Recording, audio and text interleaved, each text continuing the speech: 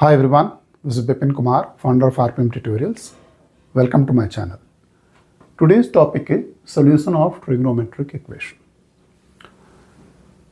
You will be given a problem, and for that problem statement you have to find the angles which satisfy that equation. Okay. For example, the problem is given in the form of 2 sine square theta minus 3 sine theta plus 1 is equal to 0. Now let's try how we solve it with whatever learning we have till now about the trigonometry. Okay. So this equation you can write in this form again, 2 sine square theta, and this minus 3 sine theta you can write as minus sine theta and minus 2 sine theta, because sum of these two will be minus 3 sine theta, plus 1 is equal to 0. Okay. Now, why I'm splitting this? I'm splitting because I want to create a form in the left hand side which is in the factor form. Okay. So, if I do that splitting, then sine theta in these two terms we can take common. So, then this becomes sine theta 2 sine theta minus 1. What about this term? This term can be written as minus 1, and this will be 2 sine theta, and this can be minus 1, which is equal to 0.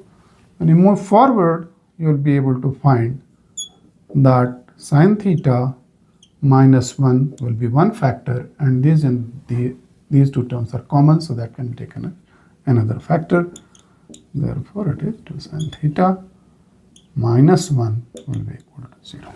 Now, we know that if two factors, the product of two factors is 0, it means that either this is 0 or this is 0. Okay. So, you can write then that either sine theta minus 1 is equal to 0 or 2 sine theta minus 1 is equal to 0. Now from this you can deduce that sine theta will be equal to 1 and the value of sine 90 degree is equal to 1, and therefore theta will be equal to 90 degree. If this is true, that 2 sine theta minus 1 is equal to 0, then you can write 2 sine theta is equal to 1, and therefore sine theta will be equal to 1 by 2, which will be equal to sine of 30 degree, and from there you can write theta is equal to 30 degree.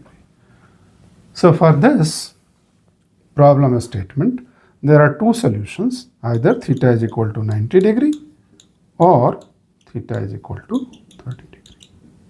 Okay. So this is the solution for this problem. Okay.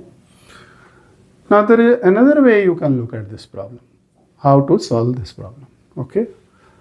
And that approach is kind of will come naturally to you how to solve that kind of problem, if it appears that way. Let's look at that.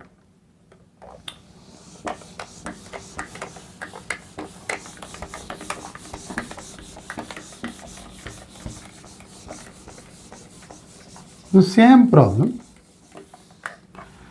but second approach.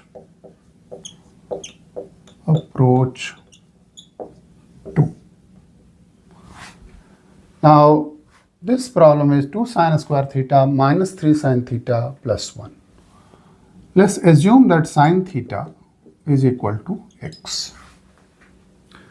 Then this problem will be written as 2 x square minus 3x plus 1 is equal to 0. The moment you do that, you have converted the trigonometric equation into an algebraic equation, which is a quadratic equation. Now, you might have learnt in your algebra that how to factorize the left hand side of the equation, right? This is a quadratic equation. And the common approach is that split the middle term in a way that whatever splitting you do, product of that should be giving you the product of these two end terms, and the sum of that will be giving you this term, right? So I can write then as this 2x square minus x minus 2x plus 1 is equal to 0.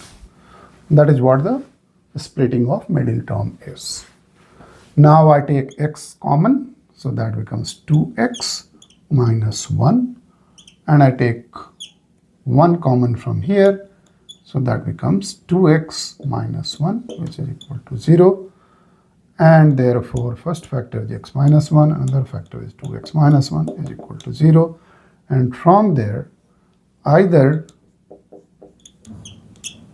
x minus 1 is equal to 0 or 2x minus 1 equal to 0, and therefore x is equal to 1, or because I have assumed x equal to sine theta, so sine theta is equal to 1 and therefore is equal to sine of 90 degree. Therefore theta will be equal to 90 degree. And this side 2x will be equal to 1 or x will be equal to 1 by 2. Since x is taken as sine theta, so sine theta will be equal to half, and therefore this will be equal to sine of 30 degree, and therefore theta will be equal to 30 degree. And hence the solution for this equation is either theta equal to 90 degree or theta is equal to 30 degree. Okay?